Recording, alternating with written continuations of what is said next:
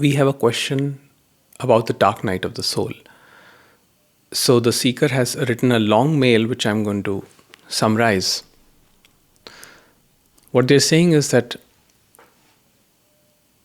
he wants to know how to surrender and navigate through the dark night of the soul phase, where he feels, where he has gone through periods of intense depression, where he couldn't work, couldn't sleep, couldn't eat, felt shivering in his hands.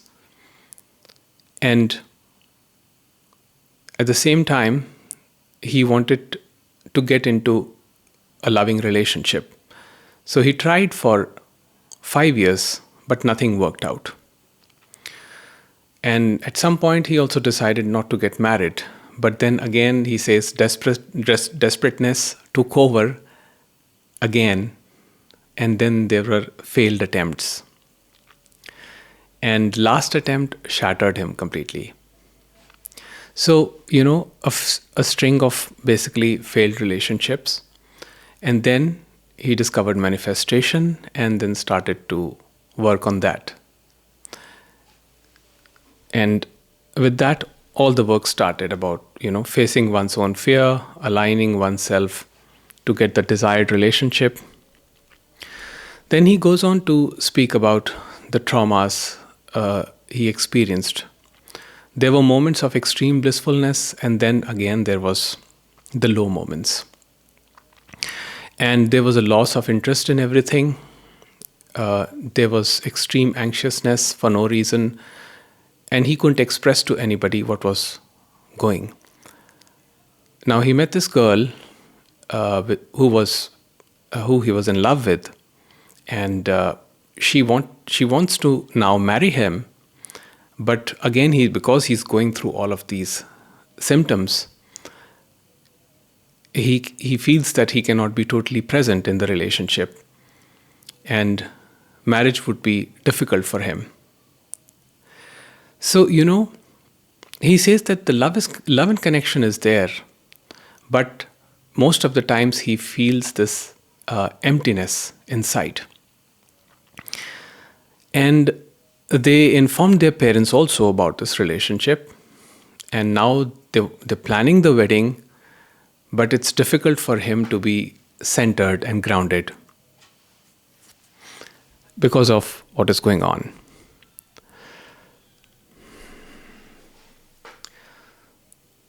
So all in all, the root of the question is that there is extreme feeling of emptiness, confusion, and there are sensations, physical sensations, which he's feeling on his forehead and in his stomach. And now there is this situation where he's in love with this woman and he wants to get married to her. They want to start a life together. But with all of this happening and his inner state being so turbulent, he does not know how to navigate this. So, what I would say is, you asked how to surrender. Well, if you are thrown in a quicksand and then you are handed a rope to get out, there is no point in asking how to get out. You just grab the rope and get out whichever way is possible. The moment you start thinking or contemplating on how am I going to get out, how am I going to use this rope, what will be the exact strength I need to pull myself out, what is the probability that a snake or an insect will bite me inside this quicksand, by the time you calculate all this, you will already be drowned and finished.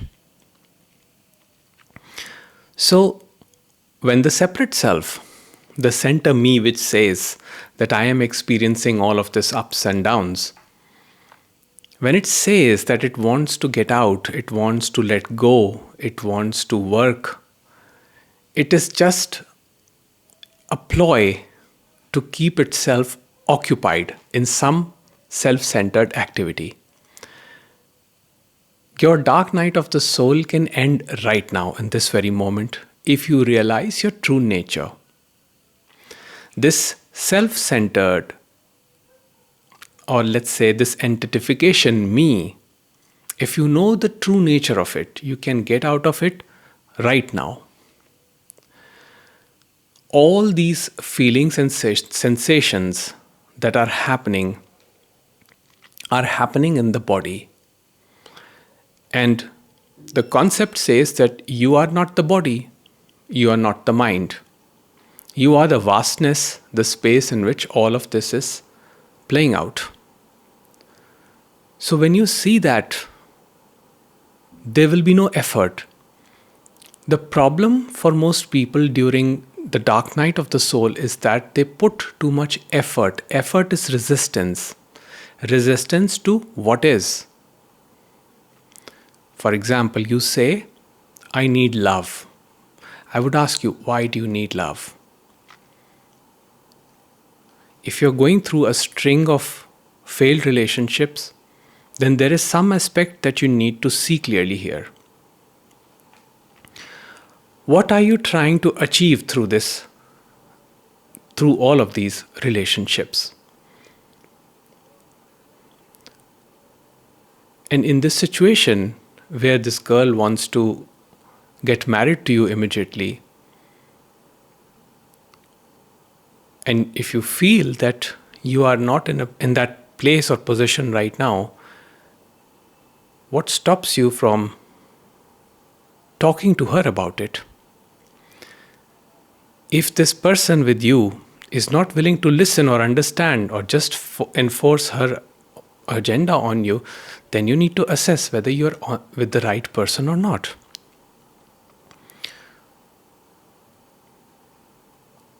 So this requires clear vision. If one gets caught up in the feeling and reacts from that centeredness,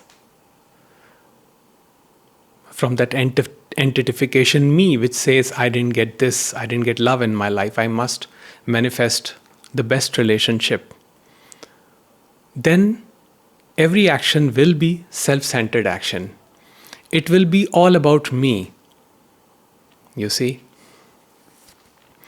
But if you have a clear communication with this woman, I think it will be better for both of you, because you both will be in alignment.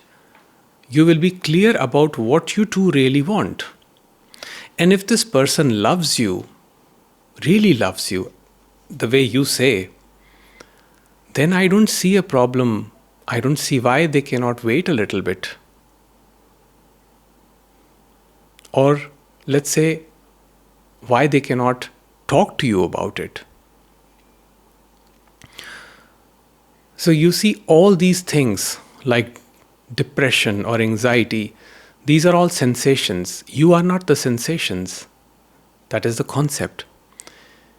If you get caught up, if you think of yourself as the sensation, as the feeling, saying, I am feeling this, I am feeling anxious, I am feeling that, I am feeling this, and you try to use the other person as relief,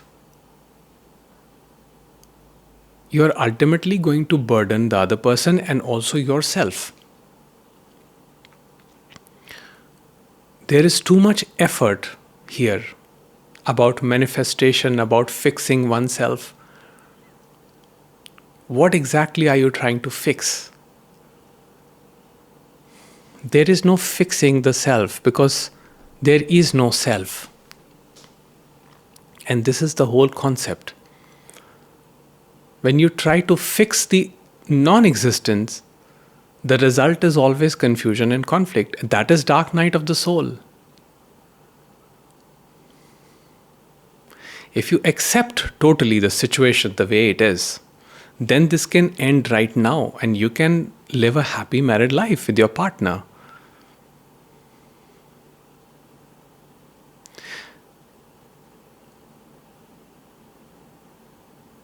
You can also talk to your partner about your future goals as to why you want to get married. First of all, you can ask yourself, what is it in me that wants out of this relationship? Am I seeking some sort of fulfillment or completion through the another person?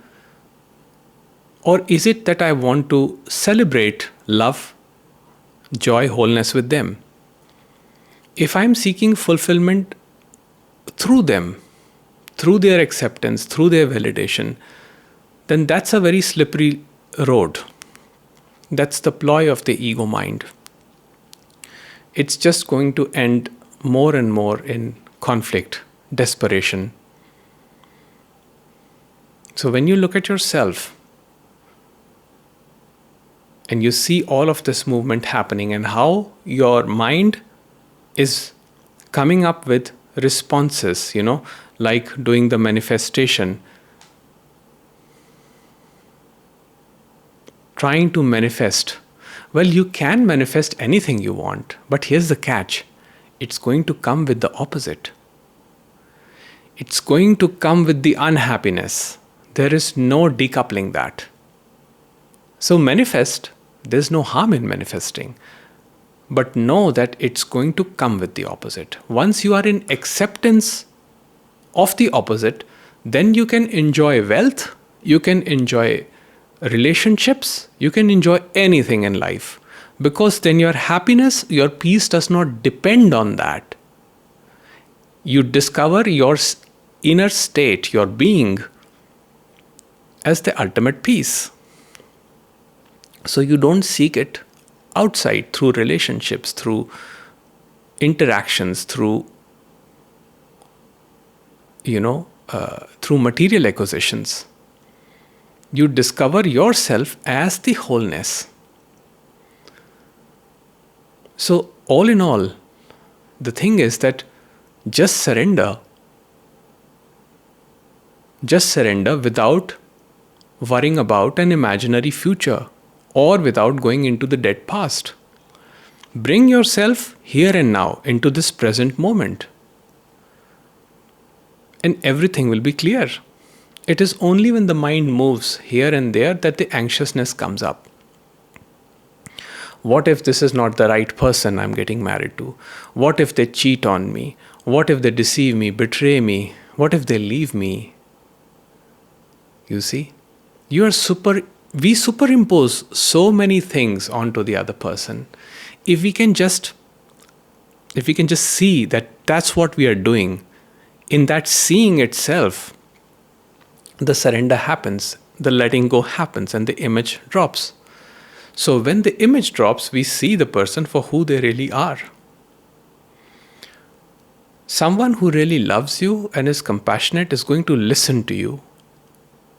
That is the only thing.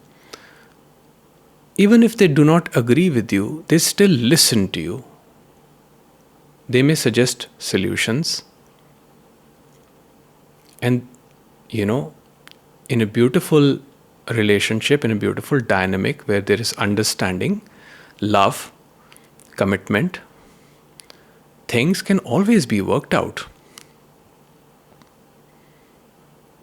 But you must express to your partner because she deserves to know.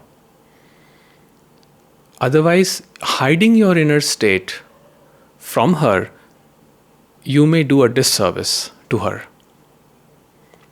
which she does not deserve. At least from your end, you can make things clear that this is what you're going through right now. And if there is a fear about it, anxiety about it, then you need to take a deeper look at yourself as to what is that thing which is driving all of this. It is the thinking mind. What if this happens? What if she leaves me? What if they leave me? What if I get abandoned?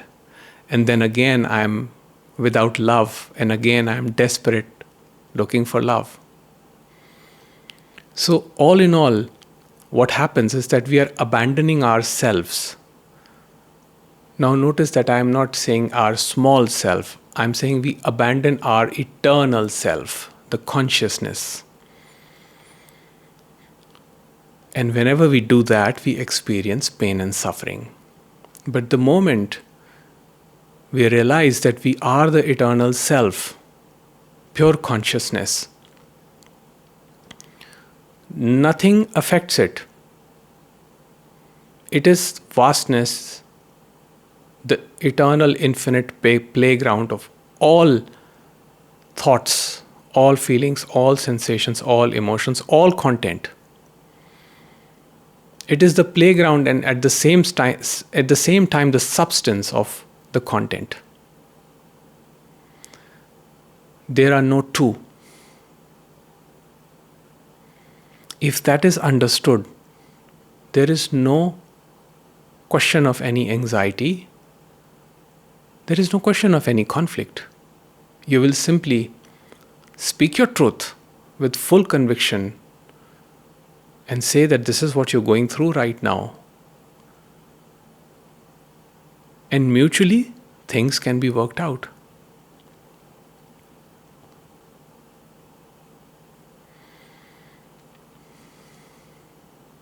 But till you're putting effort trying to solve this problem, dark night of the soul is not a problem.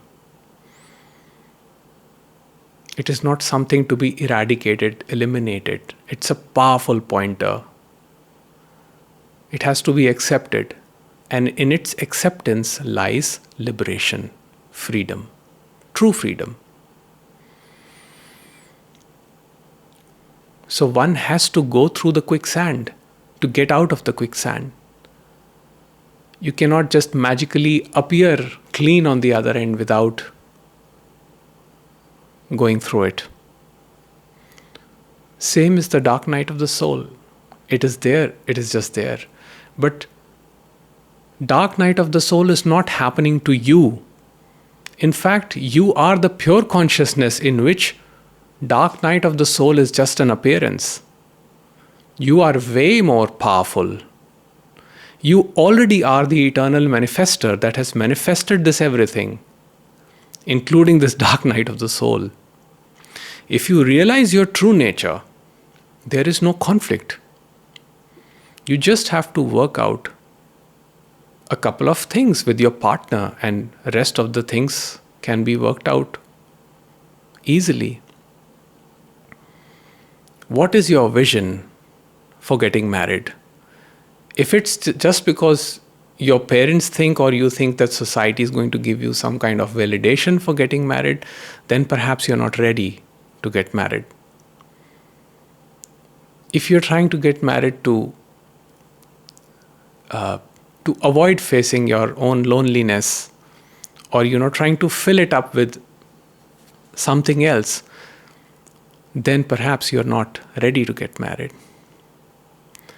I apologize if my answer seems a little harsh, but sometimes I have to be direct. And I want to show that it's all being created by your mind. Dark night of the soul is the split mind, fragmented mind, nothing else. It is not something external to you, the small self. It is the small self. That is the dark night of the soul. So all the things that you feel like depression, anxiety, you will get advice from different people in different fields, how to fix it, how to do this about it, that about it. And it's all fine. You can try that if that helps you. But at the root of it is who you really are. That is the fundamental question. Most people try to avoid this question because it's very uncomfortable to face this. Because the moment you ask this question, who am I? First thing you have to face is that emptiness that you talk about. You have to sit with that emptiness, face it, see it totally, see the nature of it, what it really is. Only then are you able to go beyond it into the vastness, into the open fields, as Rumi describes. Beyond the right doings and the wrong doings is the open field, and I will meet you there, he says.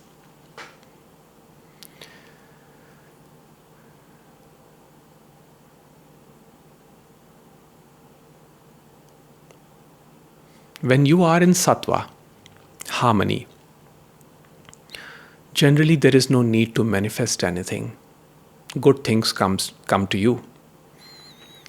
But when you are in rajas, which is anxiousness, activity, or in tamas, which is laziness, inertia, usually the choices that come out of it, the manifestation that come out of it is not whole. It does not have the element of sattva. It comes out of an imbalance, from a place of desperation, anxiousness. What comes out of sattva is natural, it's pure. It comes with the acceptance that the dualistic opposite will always be there. No matter how wonderful your partner is, there is going to be the flip side of them in the relationship. There is no such thing as a perfect relationship.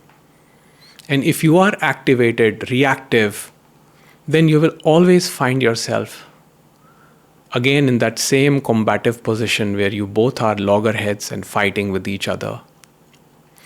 So a lot of observation needs to be done here into one's own nature. And if the mind externalizes, which means if the mind says that, oh, let me do this, let me do that, bring it back to yourself, bring it back here. You don't have to leave your work or any such thing to do this. This can be done any place, anytime. Whenever you remember to be, just sit with yourself in total peace and calm, in stillness, and watch what is happening. Watch how your mind is playing out all these things.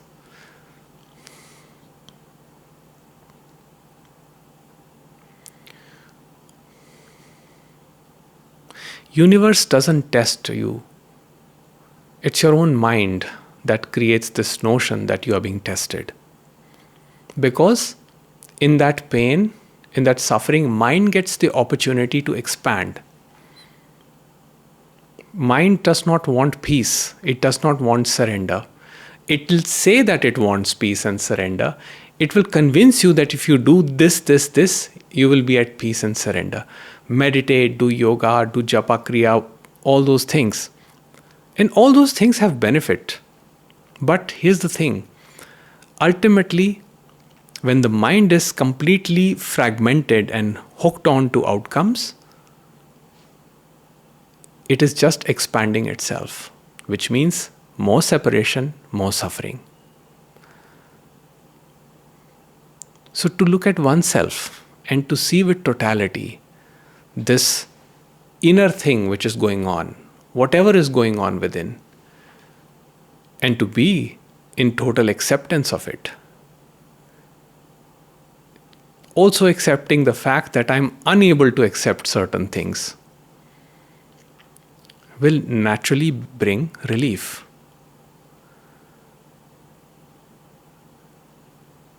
Dark night of the soul is a happening, but it's not happening to you. You are the vastness in which everything is manifesting. You remain untouched, unaffected. You do not have to do a single thing to change anything. Just watch. Watch what is happening. Know your mind. And know that it is not yours ultimately. It is just there as an arising. And it loses power. It loses control on its own. If you try to control, you immediately are identified with the mind. That means you are expanding the mind. And then the dark night of the soul will perpetuate, creating more pain, more anxiety.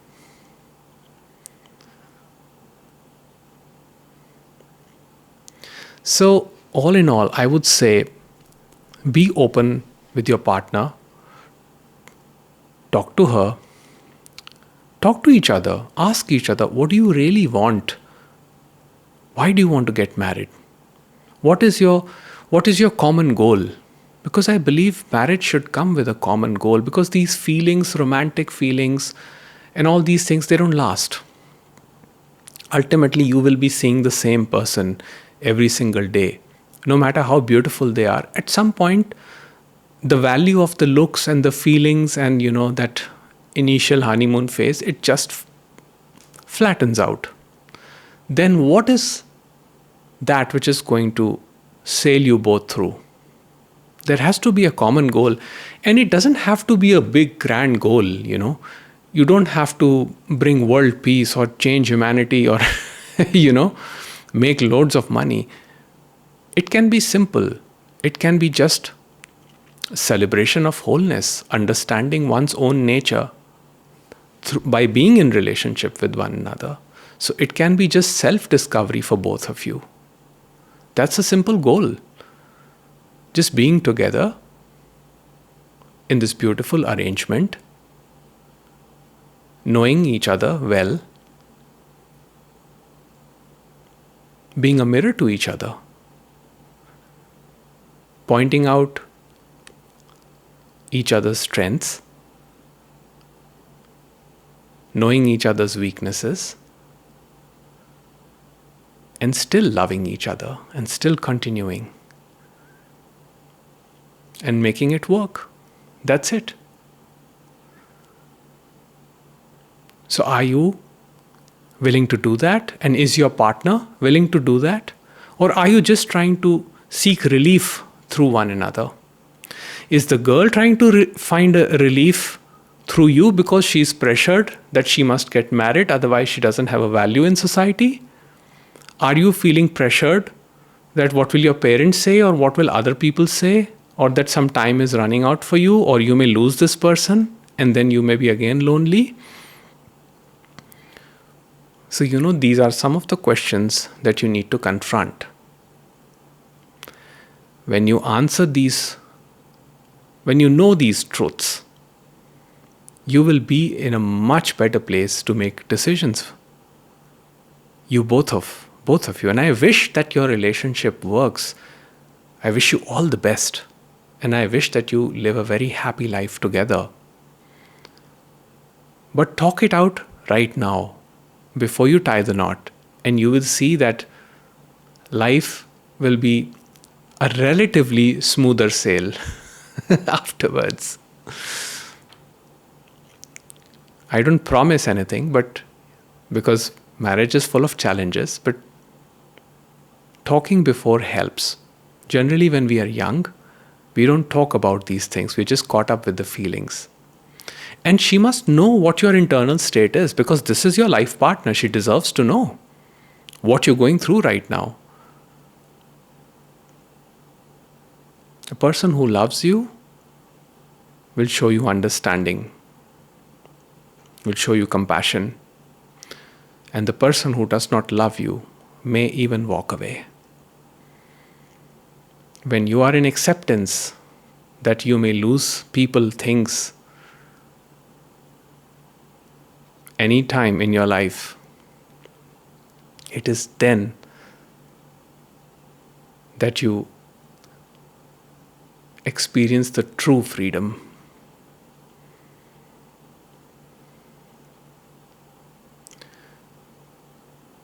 I have never seen any master, any sage, any person who's not lost anything and got spiritual wisdom, insights.